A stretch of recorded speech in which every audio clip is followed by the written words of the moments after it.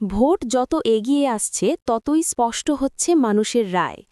এগরা বিধানসভায় বিজেপির ভাঙন অব্যাহত। বাসুদেবপুর গ্রাম পঞ্চায়েতে বিজেপি ছেড়ে তৃণমূল কংগ্রেসে যোগ দিল প্রায় 10টি পরিবার। স্থানীয় তৃণমূল নেতৃত্বের উপস্থিতিতে এই যোগদান কর্মসূচি হয়। পঞ্চায়েতের প্রধান অরূপ কুমার মাইতির নেতৃত্বেই এই যোগদানকারী পরিবারগুলির বক্তব্য, উন্নয়ন এবং মানুষের পাশে থাকার রাজনীতিতেই ভরসা রেখে তারা তৃণমূলের পতাকা হাতে তুলেছেন। এই ঘটনার পর রাজনৈতিক মহলে জোর চর্চা, এগরা বিধানসভায় বিজেপি অনেকটাই এগিয়ে। এখানে তৃণমূল প্রার্থী বর্তমান বিধায়ক তরুণ কুমার মাইতি। অন্যদিকে বিজেপির প্রার্থী শুভেন্দু অধিকারীর ভাই দিব্যেন্দু অধিকারী। তৃণমূলের দাবি, এ তো সবে শুরু, ভোটের আগে আরও বহু পরিবার বিজেপি ছেড়ে তৃণমূলে যোগ দেবে। ফলে স্পষ্ট, মানুষের সমর্থন ক্রমশ তৃণমূলের দিকেই ঝুঁকছে। পূর্ব মেদিনীপুর থেকে অংশুমান পণ্ডার প্রতিবেদন। আরও কিছু নিয়ে আসবেন।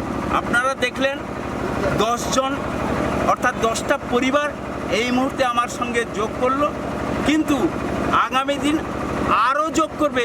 আমাকে অনেকেই ফোন করছে। শুধুমাত্র আজকের যে বিজেপির সমস্ত কর্মী এবং উচ্চস্তরের নেতা এবং এমনকি দিব্যেন্দুবাবু আমার বাড়িতে গিয়ে আমার ছেলে আর আমার স্ত্রী এর দুজন ছিল, যেভাবে অত্যাচার, মানসিক অত্যাচার করেছেন, তার জন্য আমি আতঙ্কিত।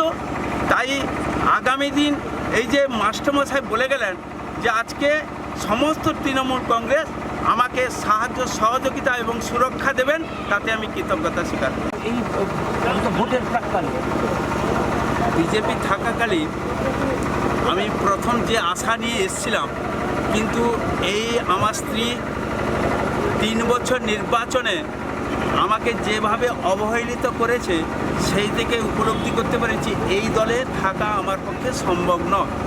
1 নম্বর।